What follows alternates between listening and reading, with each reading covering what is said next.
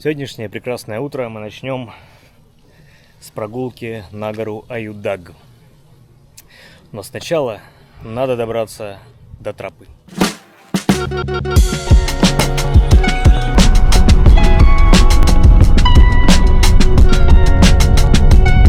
Спасибочки. Ой, вам. Подъехали к медведю. И на самом деле сейчас наблюдаем его попу. Потому что у нас Аюдаг, получается, медведь якобы лежит и пьет водичку с моря. Это у него задняя сторона. Сейчас разберусь, где и как попасть на тропу, и пойдем. Так, я сейчас тут вижу первая отвороточка, скажем так, не знаю. Пока никаких не встретил указателей, но судя картам на Яндексе, эта тропа идет только к началу тропы на Аюдаг. Сейчас оценим. Возможно, по пути будут встречаться какие-нибудь артековцы. У них там на горе у какого-то камня происходят посвящения. Посвящают в настоящие артековцы. То есть пока ты не пройдешь посвящение, ты отдыхающим лагеря официальным являться, наверное, не можешь. Это, конечно, смешно, но ладно. Ой, гора Аюдаг, 571 метр. Соответственно, 571 метр у нас впереди, не вперед, а вверх. Выглядит, конечно, это все страшненько. Страшненько в плане того, что высоко. И сможем ли мы подняться? Это вот сейчас покажу. Конечно, тут солнышко у нас против играет. Но нам надо будет оказаться там, где-то на самом верху. Получится или нет, пока не знаю.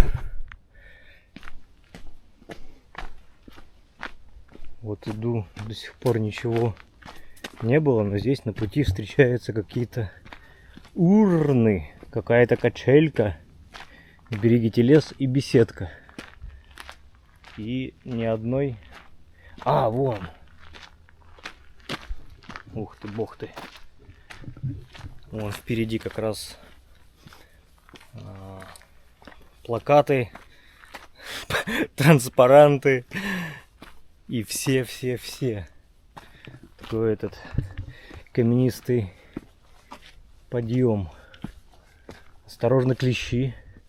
Так, что здесь? Артек организовал нам информацию о животных и птицах тропы и горы Аюдаг. Ну и вот,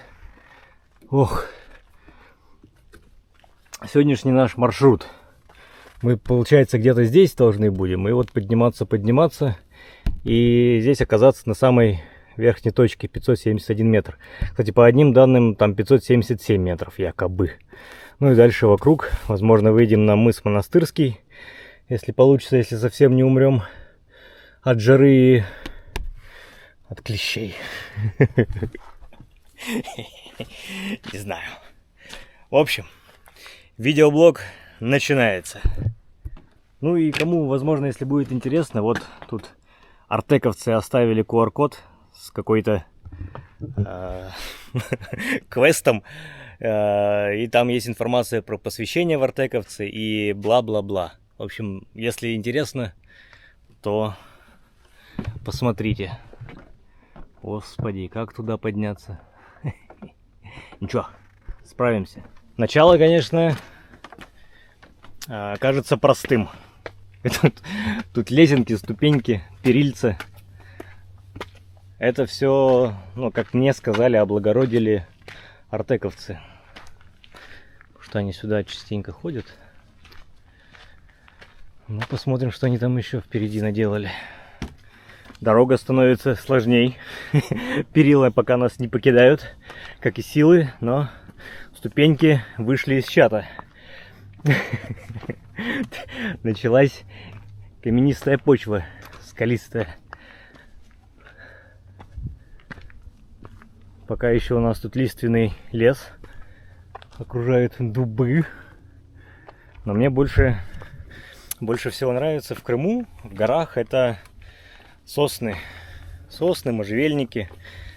Всеми ветрами искуроченные, изверченные, такие танцующие. Вот этого я очень жду ближе к вершине. Ну и так, чтобы вы прочувствовали от первого лица вид, как подниматься. Вот такой тут какой-то, не знаю, что сланец, не сланец этот. Оно тут все отваливается и образовались такие ступеньки. У нас здесь получается слева открывается вид на Партенит. Бухта Партенит, ну и поселок. Ой, а там вот впереди вообще вот эта беленькая, серенькая. Это какая-то каменоломня, видимо. Там берется камень, дробится в гальку эту и отсыпаются пляжи, что ли, черноморские.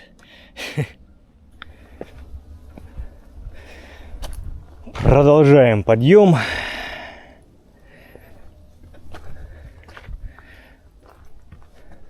Мне нравится, но с одной стороны, конечно, как-то жалко артековцев. Но и если тут поедет нога и вы случайно сядете на жопу, будет больно, потому что камни здесь острые. Будет больно. Весьма. Очень-очень.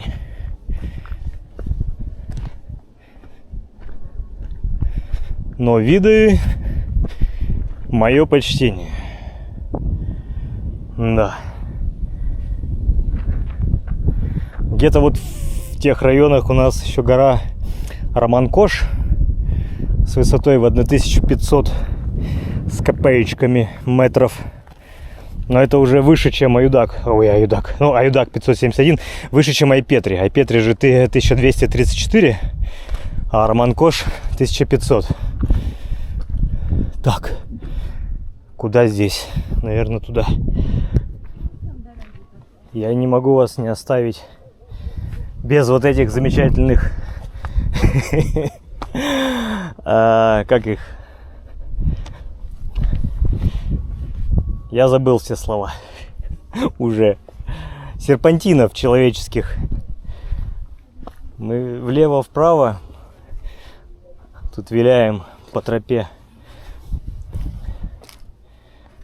Конечно, тут уже видно, как камни отшлифованы.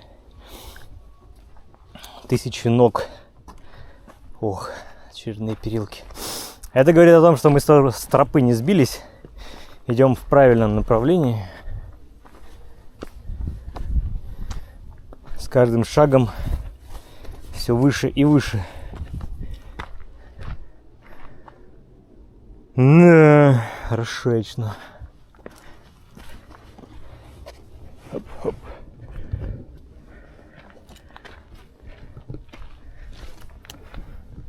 Слава богу, еще сегодня не жарко. На прошлой неделе было около, точнее не около, а за 30, там под 35-34 градуса. Жара была неимоверная. Но вот на этой неделе жара спала 26-27. Да, самое время идти в горы. Так, тут обнаружены древние наскальные рисунки древних артековцев, видимо. Я от них не отстану. Надо ж такое придумать. Посвящение на горе. Вот эти курумами все можно ноги переломать, пока поднимаешься. А еще спускаться надо. И дороги наверх автомобильной нет. Еще преследуют определенные знаки, но это верный признак того, что мы идем правильно. и не сбились с выбранного курса. Уже 10 тысяч потов сошло. Ой, тут-то куда? Туда. Здесь почти на вершине встретился какой-то чудесно странный вид черники. Но, видимо, не черника это. Ягодки черные, сначала зеленые. Было бы съедобно, было бы, наверное, уже объедено. Пробовать не буду. Еще как внезапно обнаружилось то, что я пошел не по правильной тропе. Там была развилка, я ее не заметил. Никаких указателей не было, но суть в том, что можно на Аюдак подниматься, как бы так, скажем, по тропе по часовой стрелке, можно против часовой. Надо было против часовой было идти. Но я поздно понял, что иду по часовой. И как раз вот у нас с левой стороны Партенит оказался. Чего не должно было быть. Партенит должен был быть на спуске. Ой, там у нас очередная смотровая зона.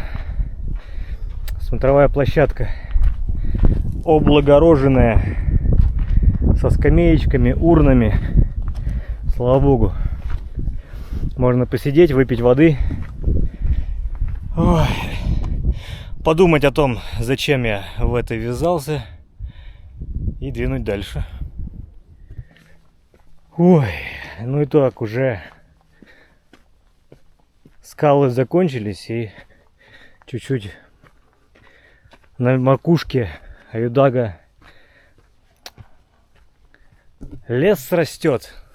А это, как оказывается, есть та самая вершина Аюдага, самая верхняя его точка, 571 метр. Бытует некая легенда, что надо как раз сюда прийти и оставить какой-то камешек с собой. Да, здесь кто чего только не напихал. Да, какие-то камни с картинками, записки напиханы. Тролли. Вот. Вершина такова и никакова более. Мне, конечно, казалось, что это будет что-то такое более голое и более видовое. Но вершина оказалась такой. Сейчас пойду поищу какую-нибудь видовую все-таки площадку. Здесь должна быть площадка с видом на Гурзуф. Потому что Партенит мы уже с вами посмотрели, а вот сейчас где-то там внизу у нас бухта с Гурзуфом. Должен быть вид на нее. Вот. И подумаю, посмотрю по карте, можно ли и нужно ли, самое главное, целесообразно ли сейчас идти к носу медведя. Потому что сейчас я не заснял, но встретилась группа туристов. Организованная группа туристов. Здесь есть такой экскурсовод Евгений, по-моему, его зовут. Он водит экскурсии сюда, на гору. Много всего интересного рассказывает. И вот я их как раз встретил. Они уже шли на спуск. Вот. И он говорит, если идти на нос медведя, там немножко будет скалистый спуск и до отвесной стены. Ну, что-то интересное, но что-то я уже... поднимаясь сюда, превозмог и много еще чего. Вот. А еще спускаться не знамо как, потому что по той же тропе, что сюда поднимались, не хочется. Хочется немножко разнообразия. Вот. Ну, в общем, сейчас на вершине вот так, как вы видите, лес. Я думал, на вершине лесная подстилка, вот это вот, не подстилка, как ее зовут, лиственный лес сменится еловым, но как-то нет. Все дубы, какие-то подобия березок, только не наши северные, а какие-то другие. Вот. Очень много ящерок в травке тут шугается. Какие-то дерева желаний Можно туда в дупло прошептать свое желание. Вот. Ладно.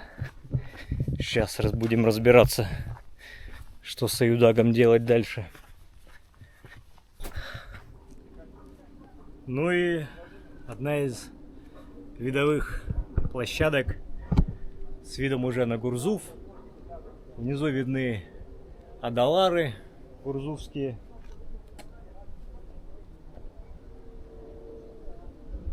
Ох, вид имеет.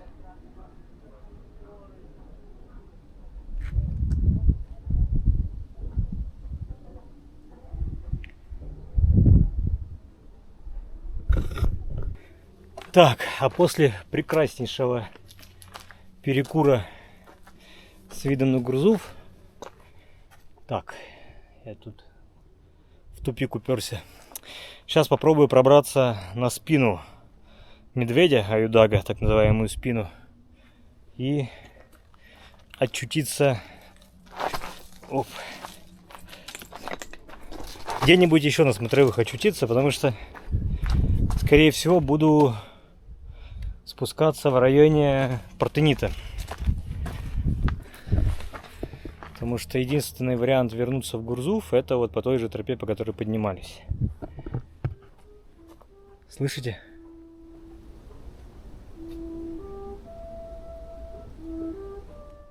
Это 12 часов в Артеке играет труба. Не знаю, слышно вам или нет.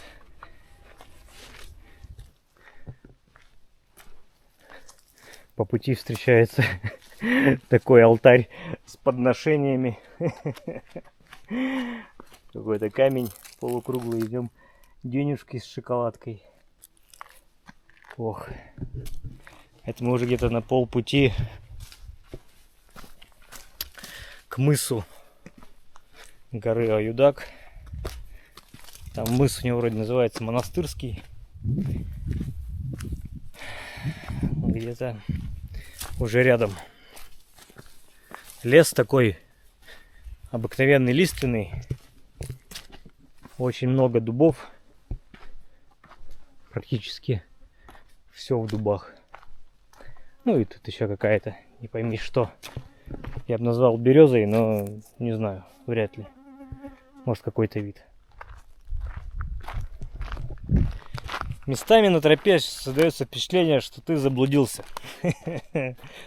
Потому что тропа то становится уже, то и вовсе как будто пропадает. А все от того, что сейчас идем по той тропе, по которой особо часто туристов-то не водят. А сюда забредают только какие-то вот, как мы с вами. Но радует, что практически все время в спуск. Как бы еще нас опять подъем не догнал. Посмотрим. Вид на море шикарный. Внизу на карте указан дикий пляж. Да, но чтобы сюда идти специально купаться, это надо быть совсем диким человеком. Ну или каким-нибудь путешественником с палаткой, который остановился на пару дней здесь, на Аюдаге. Здесь заказник, здесь костры жечь нельзя, это все нельзя, но в принципе, если вы только лишь со спальником и газовой горелкой, вам нужен только котелок воды, море вас помоет, море вас искупает. Место шикарнейшее. Кругом дубы. Где-то на полпути к Партениту с шикарным видом с отвесной скалы стою. Ух. А еще спускаться и спускаться. Первое, по-моему, обозначение за весь маршрут. Это вот красное начало экскурсионного маршрута. Экскурсионный маршрут Артековская тропа. То есть мы где-то здесь, видимо, поднимались и до вершины. Но решили не обратно идти ей же, а вот ломануть кругаля. Медведь гора 5,6 километров. Вы находитесь в этом месте. Мы здесь. И вот эта тропа, которая сейчас уходит вниз, она должна уйти на мыс. Мыс Монастырский. Туда я уже не пойду. Мы сейчас будем здесь спускаться вниз к Портыниту. Предупреждают про клещей и предупреждают про купину. Это, видимо, какое-то растение, которое оставляет какие-то дикие и невероятные ожоги. Все, идем к Портыниту. Благо здесь спуск уже такой лайтовый. Ого-го. Этим просто нельзя не поделиться. Где-то внизу там дикий пляж. Человечки на сапах, лодочки в бухте.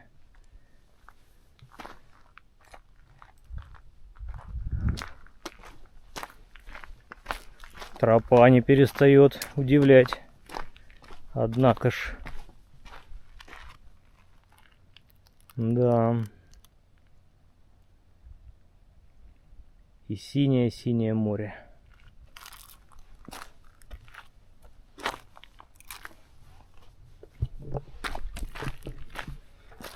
Прелесно, прелесно.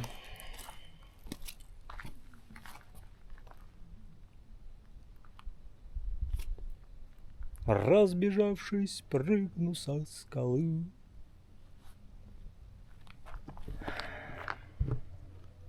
И вот такой вердикт, проходя между двумя можжевельниками. Вердикт: вершина 2 из 10.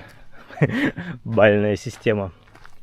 Вершина Аюдага. А вот здесь вот эта тропа, которую мы идем вдоль морюшка, ну, я бы называл бы 10 из 10, да. Конечно, вершина не впечатлила совсем. И поднявшись вот по этой тропе, по которой Артековская, и опять же сразу же спустившись вниз, вы не прочувствуете вот той подлинной красоты Аюдага, я думаю, если вы все-таки не сообразите и не решитесь пойти по тропе дальше, вот по этому большому кругу, по которому я сейчас иду. Здесь вот действительно крымский Крым, горы, сосны, дубы, валуны. Вот над нами сейчас будут. Здесь вот все, что я люблю в Крыму на самом деле. Не совсем та же история, как на Айпетре, например, да, или в Судаке, или в Новом Свете. По всей видимости, здесь высота еще не та для сосенок вот этих вот танцующих.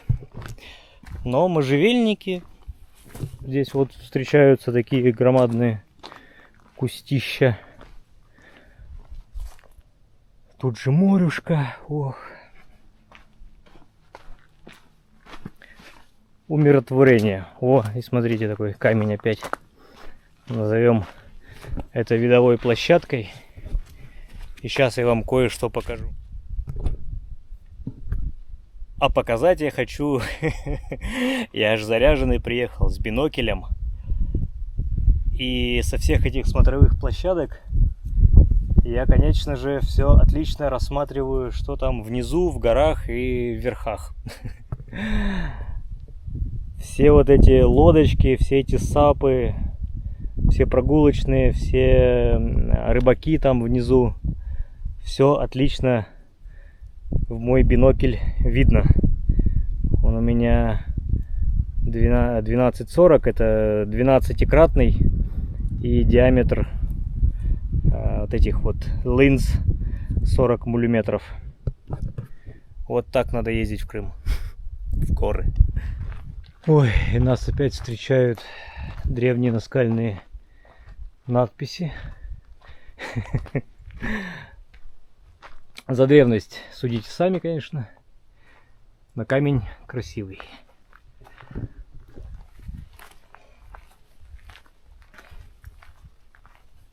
И это ж кто-то туда залезал, чтобы поставить след. Так. В нашем пути какие-то... Ой, ты господи. Непонятные строения с массой иконок, свечек.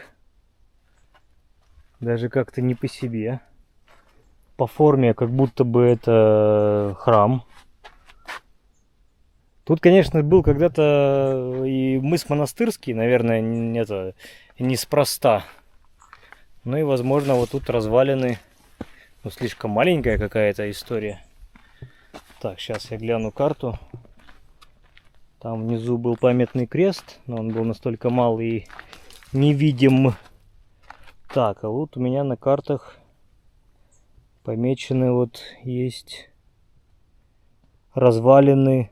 Развилка с камнем.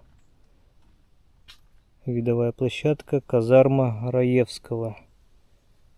Подождите, и поляны Клюсры с храмом. Вот это вот оно.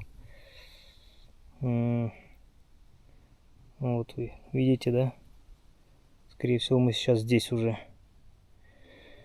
Ох, странно. Очень. О!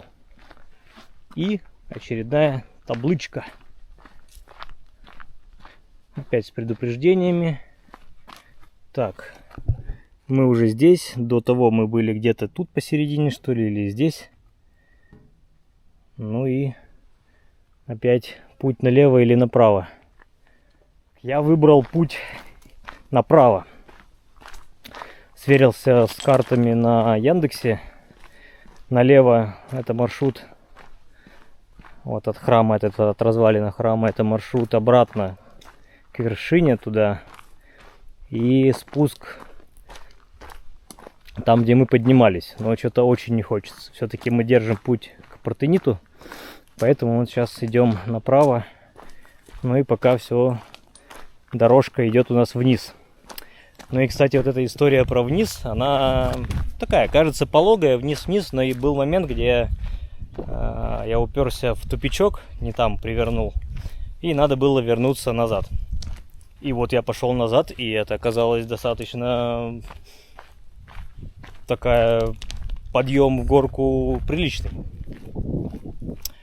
Так что спускаться всегда веселей. Всегда лучше идти вниз, чем вверх. Да, тут опять какая-то как будто бы место для привала. Но мы идем по тропе.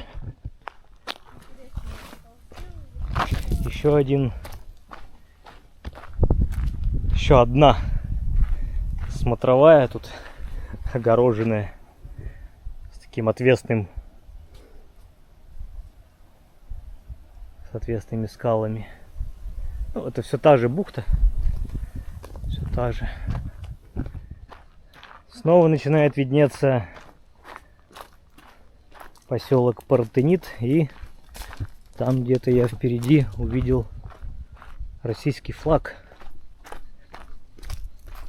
Возможно, это площадка, достопримечательность Айконстант. Тоже с одним из крестов здесь на Аюдаге. А может быть и просто какой-то флагшток. Вот. Нет, не крест. Просто флаг.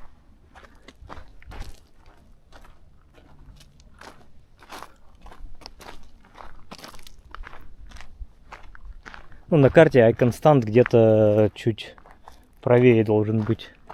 А здесь вот так. Флажочки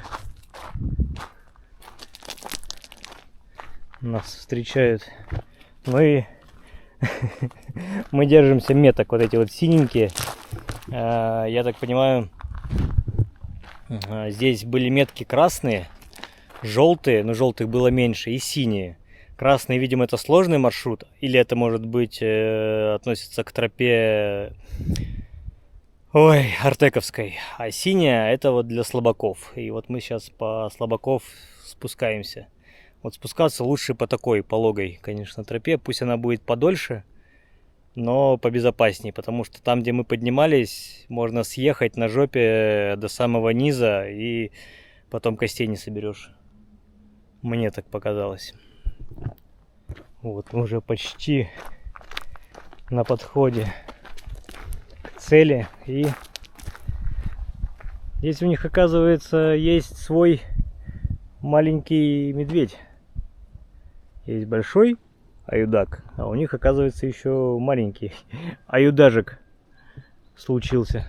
Ну и вот уже в самом низине, уже когда мы спустились, мы, получается, вот тут уперлись в забор.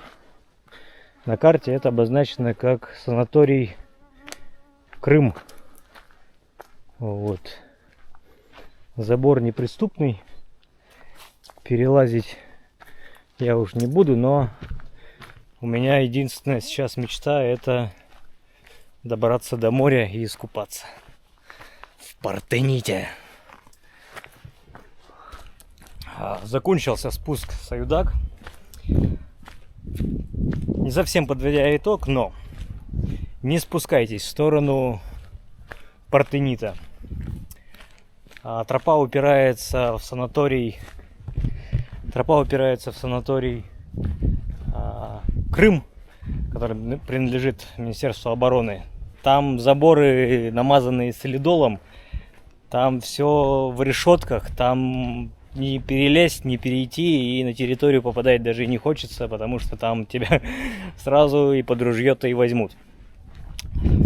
Поэтому тут такими окольными путями и тропами попадали в Партенит, что нет.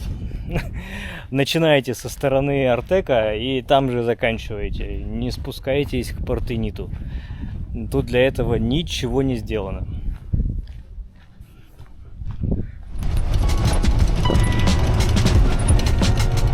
Ну а дальше маршрутка и едем на пляж Карасан.